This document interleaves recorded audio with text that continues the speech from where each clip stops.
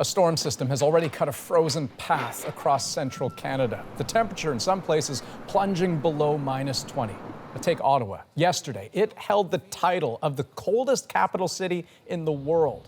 Quite the honor. And it hasn't suffered this kind of a combination of cold and snow since 1895.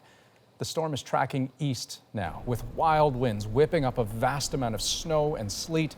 Ainsley McClellan shows us the scope of the storm's impact. Howling winds, biting cold, and near whiteout conditions. None of it was enough to keep visitors to Old Montreal from taking in the sights. For some, it was a chance to experience a real Montreal winter. Actually, we have to dress up very well, but it's the way it is. Ironically, the city's annual snow festival, La Fête des Neiges, was cancelled due to the snow. And there was a lot of it. About 25 centimeters fell. With the wind chill, it felt like -30.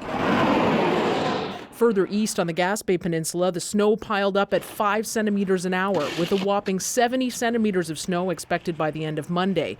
The storm forced the closure of parts of the Trans-Canada Highway east of Quebec City.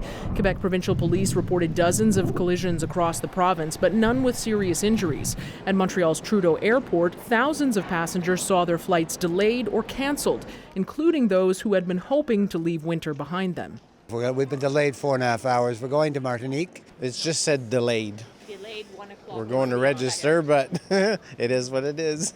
Northern New Brunswick could see up to 50 centimeters of snow, while other parts of Atlantic Canada are being hit with a nasty mix of freezing rain, ice pellets, and wind gusts up to 100 kilometers an hour. Enough to prompt many people to stock up on the essentials and some snacks to wait out the storm. I really don't know anything about storm chips. Thought they were wood chips for putting in the fireplace, but pleasantly surprised to find out that you eat them. In St. John, Oliver Carr was dreaming of warmer climes. The restaurant where the Jamaican-born chef works decided to close up shop because of the weather. What's going to my mind is, mommy, help. It's beautiful, but at the same time, I wish I was in Jamaica on the beach. While the storm should start to peter out in Montreal overnight, Environment Canada says those in eastern Quebec and in Atlantic Canada will have to brace themselves for more, as they won't be rid of this massive winter system until tomorrow night. Ainsley McClellan, CBC News, Montreal. Okay, now this so-called Colorado low came from the U.S. Rockies, and on its way here to Canada, Americans too just had to deal with it. So this was in a Boston suburb overnight. Police, in a bizarre effort to enforce winter storm parking rules, blasting Let It Go from Frozen on its drive-by. I'm guessing for a lot of people it's either very clever or very annoying.